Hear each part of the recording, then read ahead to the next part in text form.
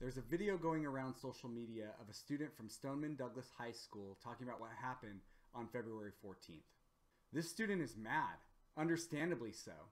At one point, she gets a resounding applause when she suggests that the student could not have done the same amount of damage with a knife, and states that the issue is not a mental health issue. She goes on to blame the NRA and all politicians who get donations from the NRA, including President Trump. While it is true that an attacker does not have the same lethality while wielding an edged weapon that they would while wielding a gun, there's a basic flaw in the student's premise, and that flaw is that it assumes that we have the option to get rid of all guns in this country. While the student doesn't come right out and say that, she blames gun store owners, the people that the attacker lived with, and neighbors who possibly saw him with guns, while completely excusing the FBI for their failed investigation.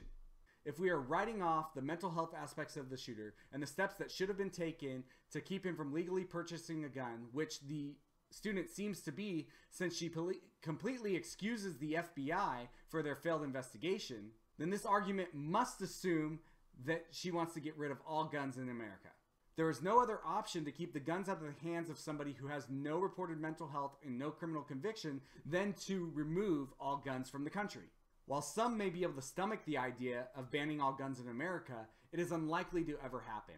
Aside from the fact that our voters and most politicians do not support an outright gun ban, our government and its agencies use our gun laws to accomplish goals in ways that would make the average American sick.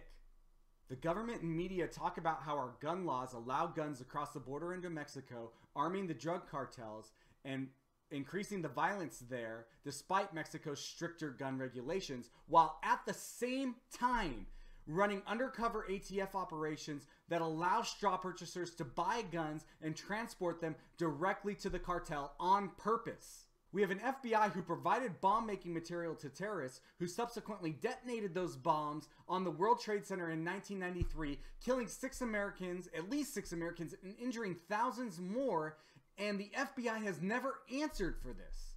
How can we be blaming the family or neighbors or people who actually reported this kid to the FBI for making terrorist threats when the FBI is too busy looking into piss dossiers to actually investigate this kid?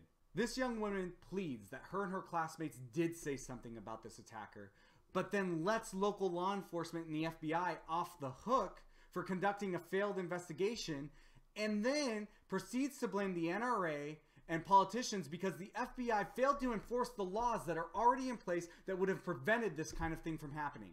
We have a system that allows for mental health reporting and criminal reporting that would have caused this guy to fail background checks, but our law enforcement agencies have to use that system if we want it to work, for crying out loud. Maybe instead of sending the FBI on one political witch hunt after another, we can instead hold them accountable for investigating real issues reported to them by concerned citizens.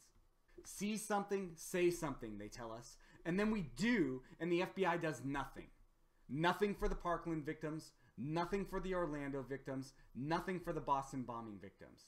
And in each of these cases, the FBI was aware of these attackers, and in Orlando and Boston bombing cases, they had previous contact with the attackers.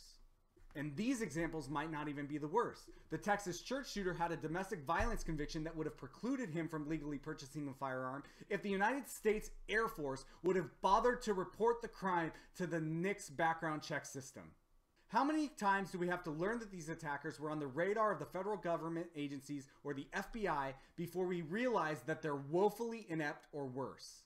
Instead, we point fingers at the other side of the aisle in an effort to score political points. Politicizing these tragedies is exactly what feeds into the division that perpetuates them.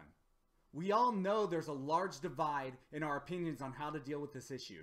Yet time after time, we see our politicians and media come out minutes after these shootings proposing politically divisive solutions when the solutions that are already in place aren't being taken seriously. We have to hold our officials accountable, or the systems already in place, regardless of current laws or future laws, are utterly useless.